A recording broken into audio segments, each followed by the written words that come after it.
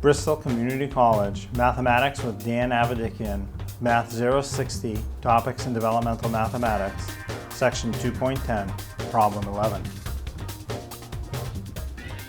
This is Section 2.10, Problem 11. It says put the fractions in order from smallest to largest, and we have 7/10, 3/4, and 2/5. Now, in order to put them in order, we really want to see them over the same denominator. It's very difficult to tell without having the same denominator. So the denominators are 10, 4, and 5. So in a situation like this, it's not completely obvious what a good common denominator would be. I take the largest denominator, which is 10, and I start with that, and I ask myself, will the other denominators divide into 10 evenly? They won't. 5 goes in evenly. 4 does not. So take that largest denominator and double it. Goes up to 20. Will all the denominators now divide into 20 evenly? And actually they will. 10 times 2 is 20.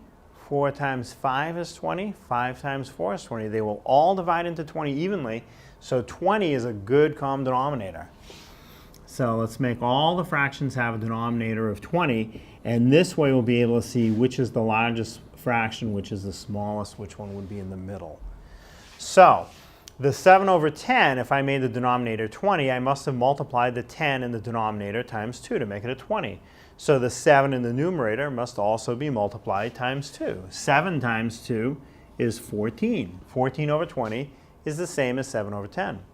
Now, the next fraction, 3/4, the denominator of 4 must have been multiplied times 5 to turn it into a 20. 4 times 5 is 20.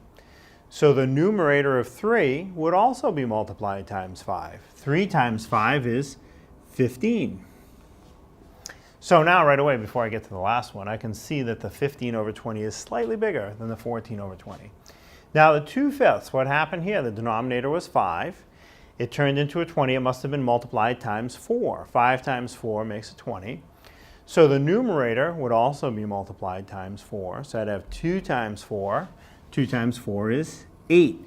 Now I have all the fractions with the same denominator, in this case 20, and my choices are 14/20, 15/20, 8/20. I want to put the smallest one first.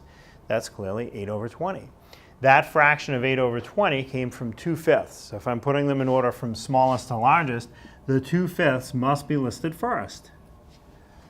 Now the middle fraction, I'm choosing between 14/20 or 15/20. 14/20 would go in the middle. That came from 7/10, so that would be my middle fraction.